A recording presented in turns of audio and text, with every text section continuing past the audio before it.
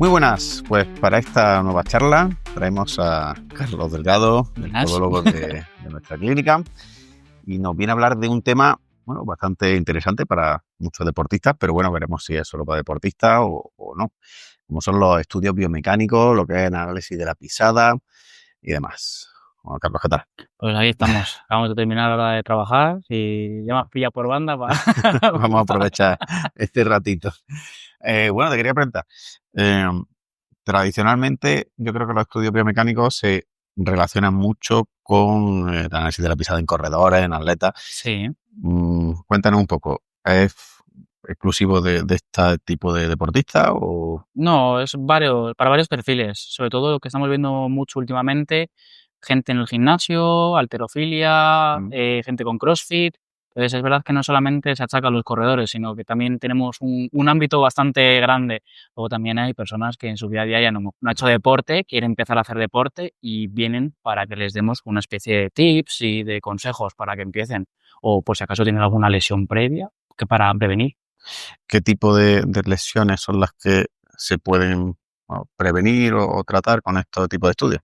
Bueno, principalmente suelen ser las típicas llamadas fascitis plantar, muy típicas, sobre todo después del verano, los periodos de estar descalzo, en chanclas, típico calzado plano, el venir de ese periodo de verano de estar descalzos a otra vez la vuelta a la rutina, el trabajo, calzado ya un poquito más adecuado a lo suyo, entonces ahí es cuando vienen los problemas. El problema de la fascitis, ¿no? Eso es, la Claro. fascitis.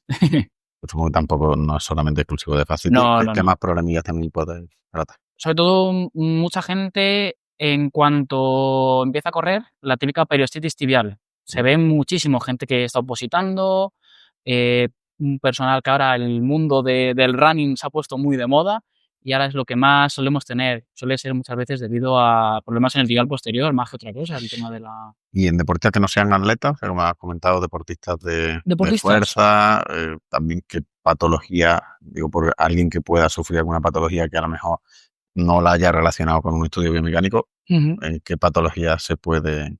Pues, por Sería ejemplo, interesante. en ese tipo de pacientes, más de cara al ámbito del gimnasio, solemos ver que suelen tener descompensaciones en cuanto a las cargas.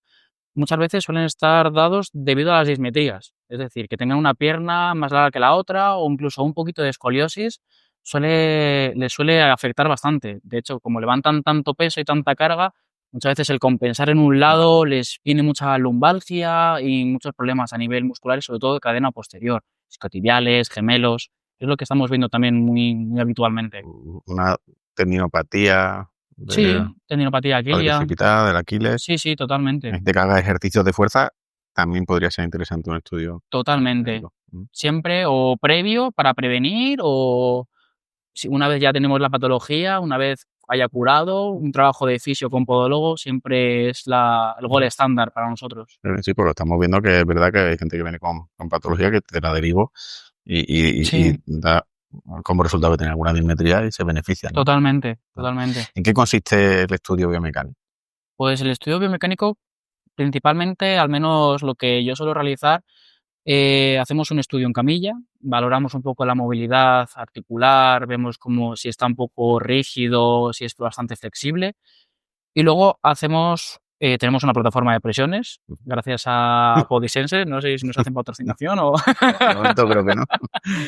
pero bueno, tenemos una plataforma de presiones en la cual medimos las cargas, tanto en estática, hacemos una prueba de equilibrio también y una dinámica. Les vemos andar y ya más o menos, una vez entra el paciente, ya sabemos qué es lo que le ocurre.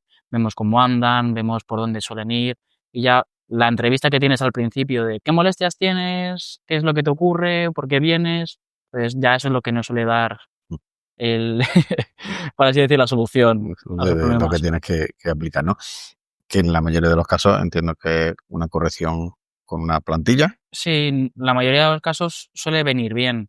No para todos, es decir, no quiero decir que una vez vengas a hacerte un estudio vayas a tener plantillas, porque hay gente que viene solamente para ver que está bien, o gente que ha tenido plantillas desde muy pequeño para valorar que su musculatura está bien y que su pisada sigue estando correcta. ¿Verdad? Que cuanto antes lo cojamos, sobre todo en niños, lo suelo recomendar mucho más para niños, el caso de que la prevención podemos llegar a corregirla. pero ya en un caso un poquito más de adulto, la corrección ya nos va limitando. Porque ya... Y una vez se decide poner plantilla, ¿qué opciones hay? No sé si son todas las plantillas iguales para todo el mundo o también varía. Hay dos tipos de plantillas. Tenemos unas plantillas que son acomodativas, es decir, es un perfil un poco más para gente que ya tiene ciertos problemas a la hora de andar. Queremos un poquito buscar un poquito más la comodidad, la amortiguación en ese aspecto. Tenemos unas plantillas ya más para en el sector del deporte, que es más para corredores, gente un poco más atleta, más, por así decir, como los amateurs del mundo de la vida. Pero sí que son distintas plantillas, son distintos materiales Materiales, ¿no? y influyen muchísimo en la elección del material. Vamos, nosotros es lo que más cabeza nos comemos.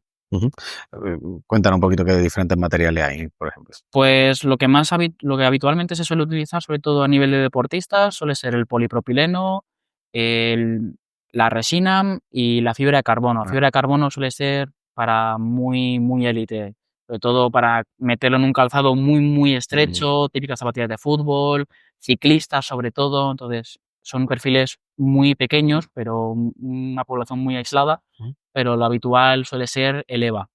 El EVA depende de las densidades, una densidad mucho más blandita, una densidad mucho más dura, dependiendo muchas veces del perfil del paciente. Y una vez el paciente ya tiene su plantilla con su material adecuado, ¿cómo es el proceso de adaptarse? ¿Es rápido? ¿Tiene que ser progresivo? No. Varía muchísimo. Cada paciente ya sabes que es un mundo y es verdad que hay ciertos pacientes que tal cual le das las plantillas con ciertas patologías y están encantados y hay ciertos pacientes que se complican. Es verdad que todo esto es un proceso progresivo.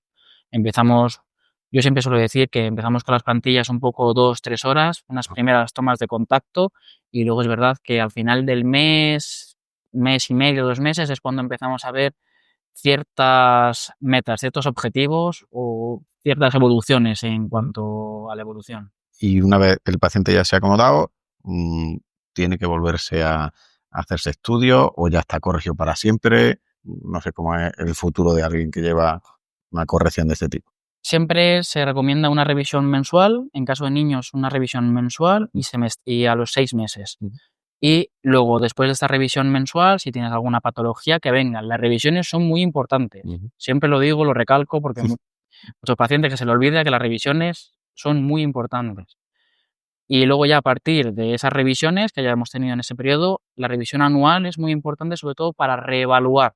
Es decir, hay que hacer como un pequeño estudio para ver presiones o para ver cómo ha cambiado la movilidad o las articulaciones. Y ahí sí que llegamos a incluso muchas veces a valorar el quitar la plantilla. Qué interesante.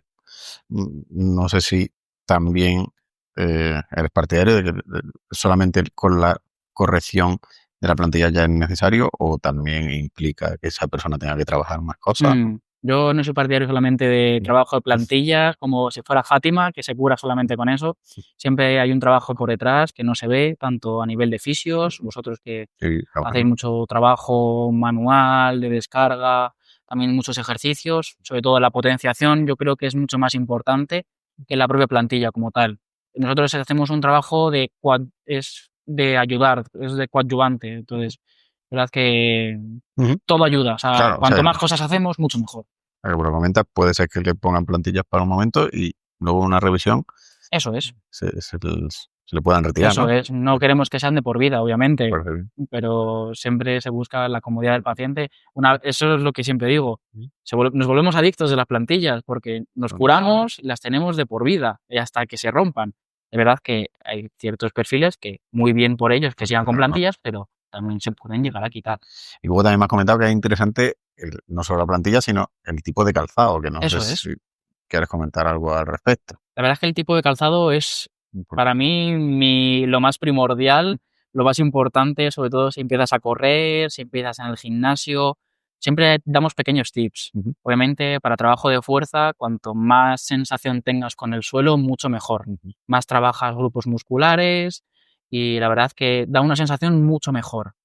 Y sobre todo, cara a la carrera, que se está volviendo todo el mundo muy, como vuelvo otra vez a decir, está volviendo muy loco el boom del running otra vez. Sí, siempre recomiendo que empecemos con un calzado adecuado, es decir, calzado que no sea ni muy blandito porque la amortiguación hace mucha pronación y genera muchas molestias, periostititis tibial, y es cuando vienen todos los problemas. Un calzado inadecuado te puede dar mucho por saco. Pero puede ser interesante, aunque no tengas problemas de pisada, simplemente que vaya a empezar a correr, consultar con algún podólogo simplemente para que le ayude a elegir calzado, quizá, ¿no? Eso es.